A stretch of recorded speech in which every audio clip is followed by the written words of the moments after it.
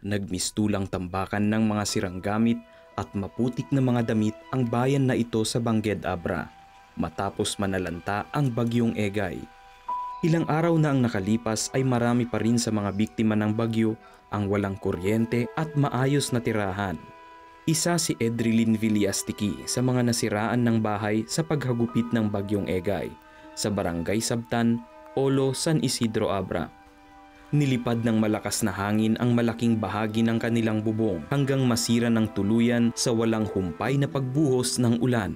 Bahang-baha po, wala po kaming damit. Kung ano yung nailikas po namin na nilagay ko sa bag namin, yun lang po yung dala namin. Tsaka hindi ko po nakuha yung bigas namin. Basang-basa po yung bigas namin.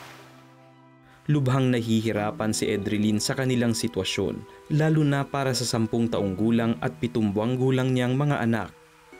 Masakit po kasi kaming pong mag-asawa, ayaw po sana namin iparanas yung nahihirapan sila, yung makaranas sila ng hindi maganda, yung mga maka-experience po sila ng ganito.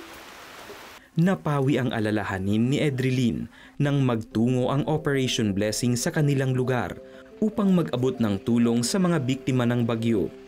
Kasama ang kanyang pamilya sa natulungan ng Operation Blessing. Sa pakikipagtulungan ng Jesus is Lord Church Bangged, nakapamigay ng mga relief goods ang Operation Blessing sa daan-daang pamilyang naapektuhan ng Typhoon Egay sa Abra. Laman nito ay mga canned goods, bigas, kape at tinapay. Bahagi rin ng relief efforts na ito ay makapagpamahagi ng mga kumot, banig at solar lamps.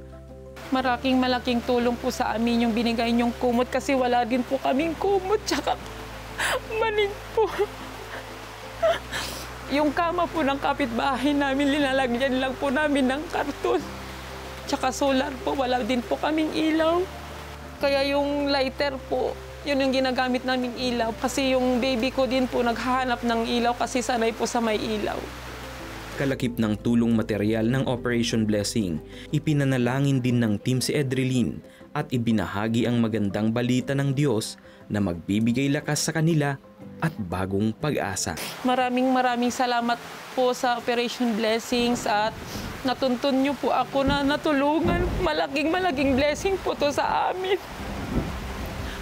Sana po mas marami po kayong matulungan pa.